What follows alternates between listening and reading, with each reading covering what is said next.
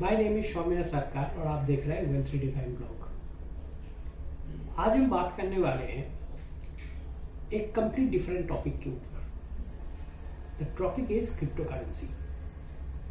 Lot of investor ask me about cryptocurrency and what is the future and how it is going to do well in coming years. First, let me start with what is cryptocurrency. Crypto comes from a computer language called cryptology.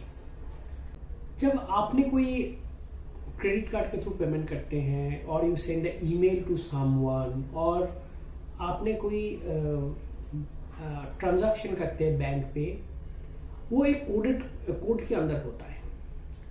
That is called crypto.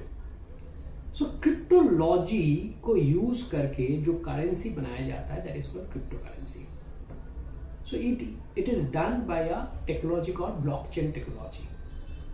Blockchain technology क्या होता है?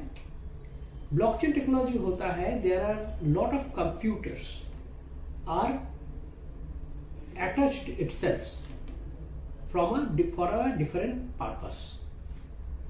For example, आपने कोई mathematics का कोई solution करना है, तो आपने क्या किया, जो कंप्यूटर्स हैं उनको आपने सॉल्व का इक्वेशन दे दिया और they are doing it solve by themselves. So that is basically the blockchain. Cryptocurrency का जो फर्स्ट कॉइन था that is called bitcoin. So you understand, coin is a जो हम यूज करते हैं and bit is part of the technology. So how it is come as a Bitcoin? Satoshi Nakamoto in 2009 had first started Bitcoin, and 2010 Bitcoin first started as a commercial use. Now come to the point which is most important, that how Bitcoin works. So Bitcoin, why it is in demand? Because it is created by a mathematical way. So how do you mine the Bitcoin? You can mine the Bitcoin by putting your computers to solve a very complex mathematical equations. So more computers are engaged to solve that mathematical equation, the more it will be difficult to mining a coin.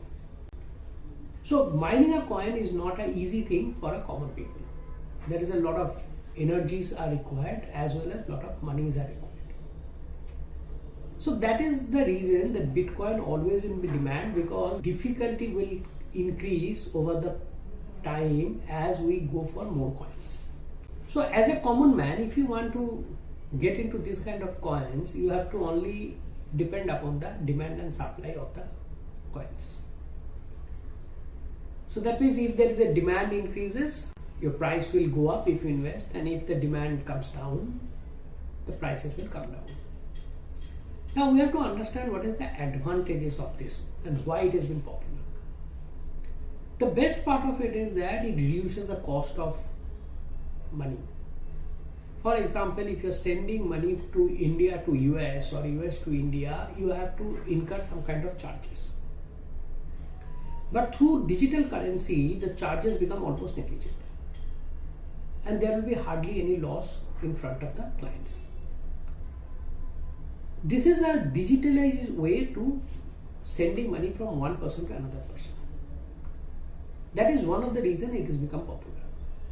Second thing is that because it's a currency, so people started treating it as an asset.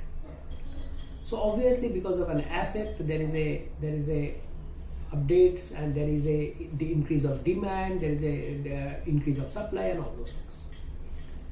That is one of the reasons that Bitcoin is getting some favor of the market. Now if I come to the disadvantages of Bitcoin or any digital currency, then it is a very dangerous thing. How? It is not regulated. Most of the countries have not regulated Bitcoins and other digital currencies. Because you have to understand that a country has a massive control over its currency. Suppose US dollar, US has a global currency called US dollar. US dollar gets get demand and gets the supply from all over the globe and all those things. But with this kind of digital currencies, the country's ability to stop has gone down drastically. So suppose inflation goes up, the Reserve Bank increases the rate and control the currency. If inflation goes down, they ease the currency and currency flows in the market, and then it's again the growth comes in. All those things cannot possible because it is not regulated by anyone. Because it is regulated not by anyone, so if there is something wrong goes on, you cannot do anything. For example, a lot of things happened in previously.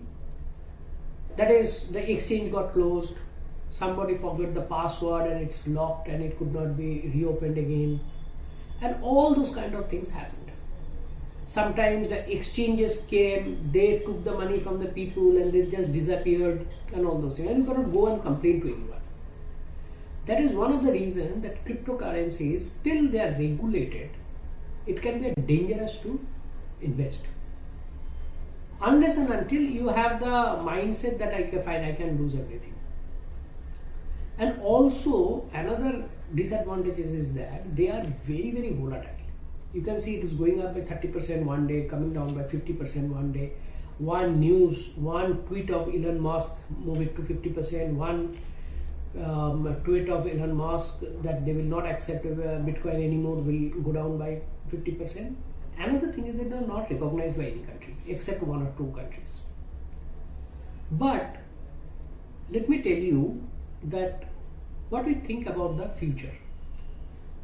Because of so many people have invested the money, we do not see there will be a complete breakdown onto it. Probably it will come slowly, gradually, but it will not be breakdown completely.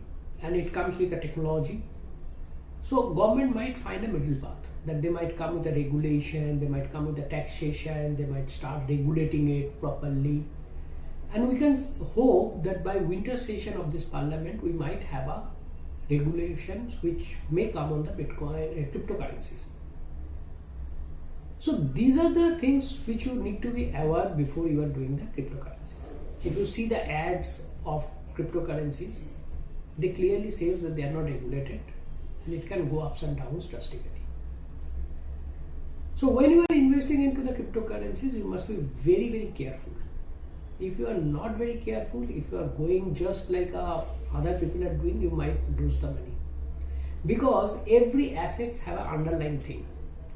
Suppose if you have a real estate, you can see the house is there, the land is there. If you have a cash, it is governed by RBI. If you have mutual fund, it is governed by SEBI, and you have an underlying asset to it. In this case, there is hardly any underlying asset. So it is just because of the demand and supply and limited editions which prove it to be a expensive one.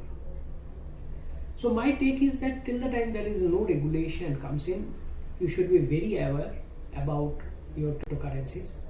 I think most of the investment advisor cannot guide you on cryptocurrency, or they should not tell you because it is not SEBI regulated. Unless it is a SEBI regulated, nobody will come openly.